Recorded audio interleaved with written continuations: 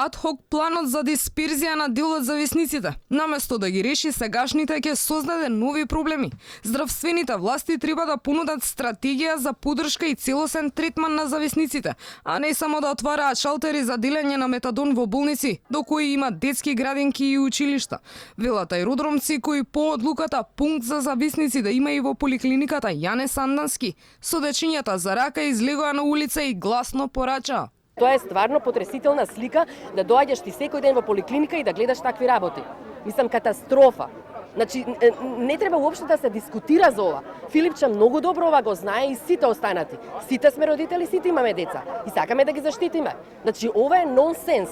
Значи, нема шанси тука да се дозволи. Треба и оние што носат одлуки малку пословесно, подлабоко да го разгледат проблемот и да донесат заклучок. Шприцеви, наркотици околу, ќе се загрозат животи на младите деца. Тие луѓе апсолутно го имаат своето право да го добијат својот третман, меѓутоа не на ваков начин, бидејќи вака не се решава проблемот со Центарот за зависности во кисела вода. Че треба да се најде соодветно место, не викам не.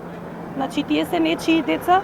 Значи греото што западнале во таква ситуација, ама може да се најде место соодветно каде што нема народ. Аеродромци се гневни поради најновите одлуки на Министерството за здравство. Тие велат дека има практични решенија за да им се помогне на зависниците, без да се наруши нивната, но и безбедноста на децата. Па пред објективот на Алфа ги споделија нивните предлози. 3 простории не е проблем да се изградат каде што нема луѓе.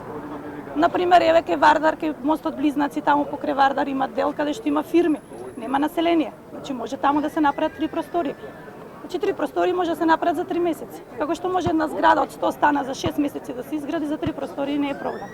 Наместо да се градеа објекти кои што ништо не значат, пластика и така натаму, можеше да се направат неколку домови низ Скопје и низ Република Македонија, кај што има потреба од тоа. Проблемот со Центарот за зависници и расфрланите употребени игли и шприцеви го актуализираа жителите на Кисела вода кои излегоа на протест и побараа дислокација на објектот. По јавно искажаното незадоволство на овие граѓани, Министерот за здравство Филипче најави преселба на објектот во Газибаба, а откако жителите и на оваа општина се побунија, планот Центарот да се смести во поранишната менза на фабриката Металски завод Тито преку ноќ пропадна.